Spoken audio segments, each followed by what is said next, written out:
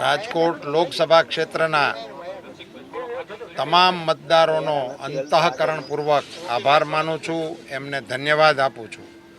મારી આ ચૂંટણી દરમિયાન મારે અત્યંત વિનમ્રતાપૂર્વક સ્વીકારવું જોઈએ કે આપણા ઋષિતુલ્ય સંતોએ મને આશીર્વાદ આપ્યા. રૂબરૂ અહીંયા પધારીને મારી ઉપર પોતાના આશીષ વરસાવ્યા.